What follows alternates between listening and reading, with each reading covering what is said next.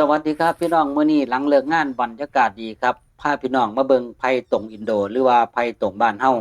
ไผ่ตงอินโดครับปลูกเสร็จแล้วครับประมาณ7-8เดือนก็สามารถแทงหน่อได้นะครับไผ่ตงอินโดนี่หน่อใหญ่ให้ผลผลิตดีฝนตก2-3มื้อต่อกันครับบ่ได้มาสวนซึ่งสวนนี้ครับคุณตาคุณยายปลูกไว้ประมาณ7-8ปีแล้วครับเก็บผลผลิตขายทุกปีนะครับช่วงนี้ฝนตกชุ่มนะครับเบิ่งดูพี่น้องหน่อใหญ่ครับบ่มีแต่หน่องามๆครับ แท่งนอขึ้นมาบ่ได้มากครับอาทิตย์หนึ่ง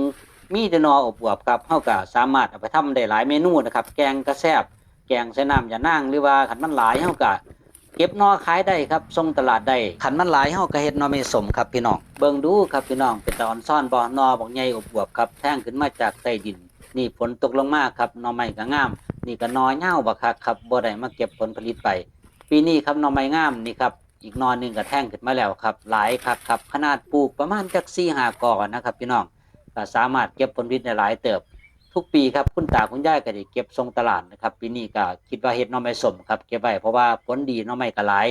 อันนี้ก็นอบางใหญ่ครับข้างๆกันก็เริ่มแตกออกมานะครับอันนี้ตากับยายบอกว่าเก็บมาแล้วอาทิตย์ก่อนนะครับอาทิตย์นี้ก็แตกขึ้นมาอีกแล้วเพราะฉะนั้นแล้วครับไผ่ตรงอินโดหรือว่าไผ่ตรงบ้านเฮาครับให้ผลผลิตดีอีสานบ้านเฮาครับว่าแต่ฟ้าฝนลงครับมีของอยู่ของกินบ่อึดครับโดยเฉพาะหน่อไม้นะครับปีนี้ครับฝนดีหน่อไม้ก็สิออกหลายครับออกทุกพื้นที่แนะนำให้ปลูกเลยเด้อครับพี่น้องปลูกไว้อยู่ไว้กินก็ยังดีครับหน่อไม้ไผ่ตรงอินโดหรือว่าปลูกสายพันธุ์อื่นก็ได้ครับอีสานบ่อึดแนวอยู่แนวกินครับบรรยากาศในสวนก็ถือว่าดีพอสมควรครับพี่น้องเป็นแบบธรรมชาติผมสิว่าพี่น้องย่างเบิ่งสวนนะครับอันนี้เป็นต้นไผ่นะครับต้นไผ่ท่องสยามครับปลูกไว้ก็ประมาณ4-5 ปีครับนี่ออกหน่อเรียบร้อยนะครับสวนของเฮาเป็นสวนแบบผสมผสานครับปลูกแบบบ้านๆบ่ได้ปลูกแบบเชิงพาณิชย์นะครับพี่น้องปลูกไปอยู่ไว้กินอันนี้ก็ปลูกเลี้ยงกันไปตามริมแม่น้ำนะครับโชคดีที่สวนคุณตาคุณยายติดริมแม่น้ำครับด้านหลังตอนนี้ก็ปลูกไว้หลายชนิดครับทั้งไผ่ตรงอินโดทั้งอ่า ท่องสยามนะครับนี่ก็คือก่อไผ่นะครับนี่นะน้อยใหญ่ครับพี่น้องเริ่มขึ้นมาคันฝนตกก็สิมีครับอันนี้นี่ฝั่งซ้ายมือเฮาครับที่พี่น้องเห็นอยู่นี่เป็นมะพร้าวน้ำหอมนะครับมะพร้าวน้ำหอมนี่ปลูกได้ประมาณปีครึ่งนะครับ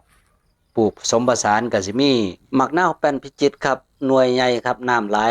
ดูแลง่ายครับเป็นที่ต้องการของตลาดยามมื้อเช้าก็สามารถเก็บส่งตลาดได้ครับปลูกอยู่ประมาณบ่หลายครับพี่น้องเพราะพื้นที่เฮาบ่หลาย ปลูกอยู่ประมาณจักอ่า